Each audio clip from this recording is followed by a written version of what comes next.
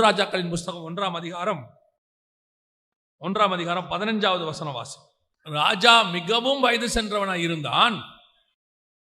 சூனேம் ஊராளாகிய அபிஷாக் ராஜாவுக்கு, நல்ல கவனிங்க, ராஜா எவ்வளவு பண்ணாலும் அனல் இல்லாதபடிக்கு படுத்திருந்தான். வஸ்திரங்களை போட்டு மூடினாலும் அவனுக்கு அனல் உண்டாக்கவில்லை அப்படின்னு சொல்லி 2வது வசனம் சொல்லுது. இந்த வசனம் சொல்லுது ராஜா எழுந்திருச்சு உட்கார்ந்து இருந்தானாமா. அடுத்த வசனம் சொல்லுது அப்பொழுது ராஜா உனக்கு என்ன வேண்டும் என்று பத்சேபாளை பார்த்து கேட்டான் அப்படின்னு. ராஜா ஏஞ்சி உட்காந்துட்டான். அப்படின்னா என்ன அர்த்தம்? இவளுடைய மினிஸ்ட்ரி மிகப்பெரிய சக்சஸ், ரிவைவலை கொண்டு வந்துருச்சுன்னு அர்த்தம், எழுப்புதலை கொண்டு வந்துருச்சுன்னு அர்த்தம். அண்ணன் இல்லாமல் படுத்திருந்த ராஜாவை எழும்பி உட்கார வச்சுட்டான். இதுதான் நம்முடைய ஊழியத்தினுடைய முடிவாக இருக்கணும். இதை நம்ம கண்ணு பார்க்கணும், நமக்கு ஒரு வாஞ்சை இருக்கணும். ஆண்டவர் எனக்கு சொல்லி கொடுத்தாரு.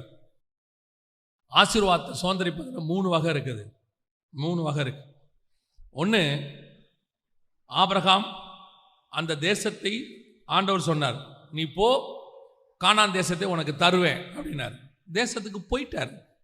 ஆனால் அந்த தேசத்தில் அவர் ஈசாக்கோடும் யாக்கோபோடும் கூடாரங்களில் குடியிருந்தார். பேரப்பிள்ளை வரைக்கும் அவர் பார்த்துட்டார். இது ஒரு ஆசீர்வாதம். வயது சென்று பூர்ண வயது உள்ளவனாய் மரித்தாள். நான் உலக பிரகாரமாக இப்போ பேசலை, ஸ்பிரிச்சுவலி சொல்கிறேன். 2வது, மோசே தேசத்துக்குள்ள போகலை, ஆனால் தூரத்துல இருந்து பார்த்துட்டார். சிலர் அந்த ஆசீர்வாதத்தை பார்ப்பாங்க, சுதந்திரிக்க மாட்டாங்க. தெரியும் இந்த ஆசீர்வாதம் ஒன்று இருக்கு, வந்துருச்சு, ஒரு ஆறுதல் பார்த்தாச்சு, ஆனால் சுதந்திரிக்க மாட்டாங்க. இது 2வது கேட்டகரி. 3வது கேட்டகரி ஒன்று இருக்கு. ஈசாக்கு தன் பிள்ளைகளை தடவி தான் பார்த்தா, பேர பிள்ளைகளை பார்க்கவே இல்லை. தேசத்துல தான் இருக்கிறான், ஆனால் அவனால் என்ன பண்ண முடியல?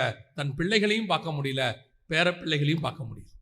இப்போ பாருங்க, இந்த 3 கேட்டகரி. 1, தடவினா ஆனால் பார்க்க முடியல. 2, தூரத்துல இருந்து பார்த்தான், சுதந்திரிக்க முடியல. 3, பார்த்தான், நடந்தான், சுதந்திரிச்சான், பேர பிள்ளை வரைக்கும் பார்த்தான். அதே மாதிரி தான் எழுப்புதலை நம் கண்கள் காண வேண்டும், சுதந்திரிக்க வேண்டும், அதை கொண்டு போய் பரலோக ராஜ்யத்தில் ஒப்படைக்க வேண்டும். அந்த 3 ஆசீர்வாதமும் சபைக்குள்ள இருக்கணும். சும்மா எழுப்புதல அங்க பார்த்தோம், இங்க பார்த்தோம், அங்க அமெரிக்கால வந்துச்சு, ஐரோப்பால வந்துச்சு, நாங்க பார்த்தோம், போய் சிலர்லாம் அதுல ஒரு பெருமை, நாங்க போய் அங்கேயே பார்த்துட்டு வந்தோம். இது மோசே பார்த்த மாதிரி. சிலர் பேசிக்கிட்டு இருக்கிறோம், அசூசா ஸ்ட்ரீட்ல வந்துச்சாமா, 2000 வருஷத்துக்கு முன்னாடி வந்துச்சாமா, இது தடவி பார்க்கறது. ஓகே, நமக்கு தெரியுது. ஆனால் ஒரு ஆசீர்வாதம் இருக்கு, நாமளே அதை சுதந்திரிக்கணும், நாமே அதை பார்க்கணும், நாமே நம்முடைய சந்ததிகளுக்கு அதை கொண்டு போகணும். அப்படி ஒரு ஆசீர்வாதத்தை, எழுப்புதலை நீங்களும் நானும் கொண்டு வர வேண்டும். இன்னைக்கு அந்த ஆசீர்வாதத்தை கொண்டு வர இடத்துல இருக்கிறோமா? காலம் ஃபுல்லா சபைக்கு ஏதோ ஒரு ஜப குறிப்போடையே வர்றது, ஜப குறிப்போடையே போறது. எதுக்கு ஆண்டவர் என்ன சர்ச்சுக்கு கூட்டிட்டு வந்தாரு?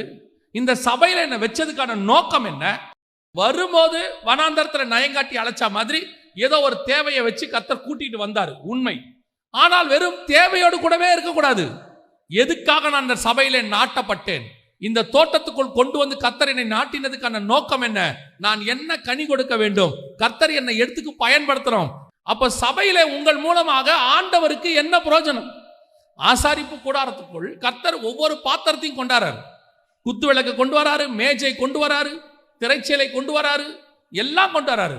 ஆனால் அவர் எதெல்லாம் அந்த ஆசாரிப்பு கூடாரத்துக்குள் கொண்டு வந்தாரோ அத்தனைக்கும் வேலை இருந்தது.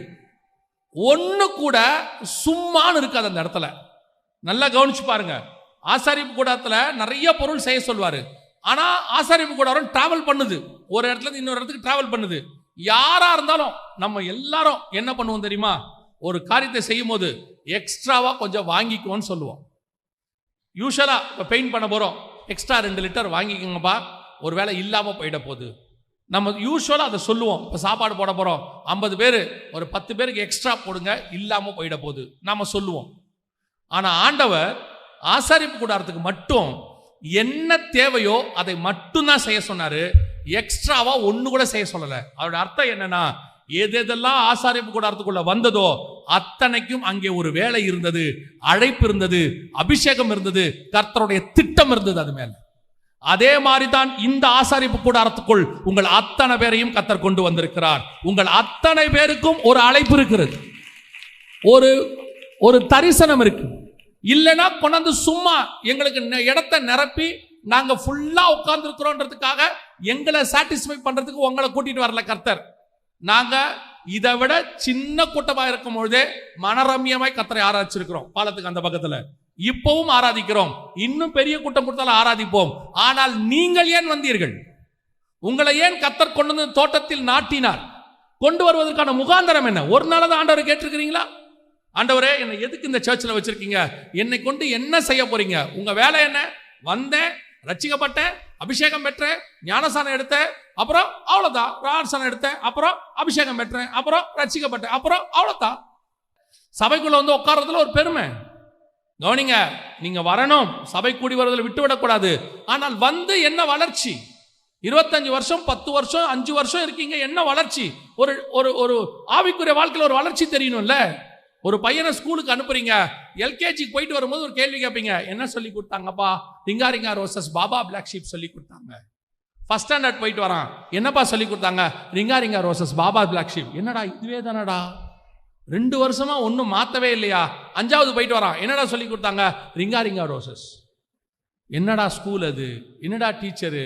நீ என்ன தாண்டா படிக்கிற? கேட்பீங்களா மாட்டீங்களா? உங்களை கேட்டு பாருங்க. 5 வருஷம் ஒரு ஊழியத்தில் எடுத்து ஒரு துரும்பு எடுத்து போட்டிருக்கீங்களா? வாலண்டியர் அதே 20 பேர், ஏதாவது ஒன்று வேலை செய்யணும் அதே 20 பேர், எல்லாத்துக்கும் அந்த 20 தம்பிங்க 20 தங்கச்சிங்க தான் வருவாங்க. நீங்களே இந்த சர்ச்சுக்கு வாலண்டியர் தான். அத்தனை பேருக்கும் ஒரு வேலை இருக்குது எல்லாருக்கும். அது என்ன வேலை வேணா இருக்கலாம். இது கிளீன் பண்ற வேலையா இருக்கலாம், அல்லது சைக்கிள் பார்க்குற வேலையா இருக்கலாம். ஏதோ ஒரு வேலை கர்த்தருக்கென்று ஏதாவது செய்யும்படி தான் கர்த்தர் உள்ள வச்சிருக்கிறார். கவனிச்சு கொள்ளுங்க. இங்க பெருக்கிறவனு தான் கர்த்தருடைய பார்வையில பெரியவன். கர்த்தருடைய பார்வையில் அவன் தான் பெரியவன். லேவி கோத்திரத்தில் ஆரோன் என்ன வேணா இருக்கட்டும், எலியேசர் என்ன வேணா இருக்கட்டும், ஆனால் ஆசாரிப்பு கூடாரத்தின் வாசலிலே காத்திருந்த யோசுவா தான் கர்த்தருடைய திட்டத்துக்குள்ளே இருந்தவன். அதான் கர்த்தருடைய திட்டம். அது வரணும். இன்னைக்கு சபைகளுக்குள்ள அவங்களுக்குள்ள ஒரு பெருமை, நான் பணக்காரன், நான் அது, நான் படிச்சவன், எல்லாத்தையும் வாசல்ல வரும்போதே செருப்பு கழட்டும் போதே உன் பண பெருமை, படிப்பு பெருமை, பதவி பெருமை எல்லாத்தையும் ஓர வச்சுட்டு, நான் கர்த்தரால் இந்த சபைக்குள்ள அழைத்து கொண்டு வரப்பட்டிருக்கிறேன், அவருடைய ரத்தத்தால் மீட்கப்பட்டிருக்கிறேன், நாங்கள் அத்தனை பேரும் ஒரே ரத்தத்தால் கழுவப்பட்டோம், ஒரே பாத்திரத்தில் பானம் பண்ணுகிறோம், ஒரே தேவனை ஆராதிக்கிறோம் அப்படிங்கிற ஒரு மனம் வந்தாதான் நம்மளை வச்சு ரிவைவல் கொண்டு வர முடியும். அதான் கர்த்தருடைய எக்ஸ்பெக்டேஷன். இன்னைக்கு அது இருக்குதா? அந்த எக்ஸ்பெக்டேஷன் இருக்குதா? அதான் கர்த்தர் தேடுறாரு. அந்த பணிவிடை செய்யக்கூடியதான ஒரு பெண், அவர் ரிவைவலை கொண்டாந்துட்டா பாருங்க, எவ்வளவு அழகா கொண்டாந்து ராஜா உட்கார வச்சுட்டா பாருங்க.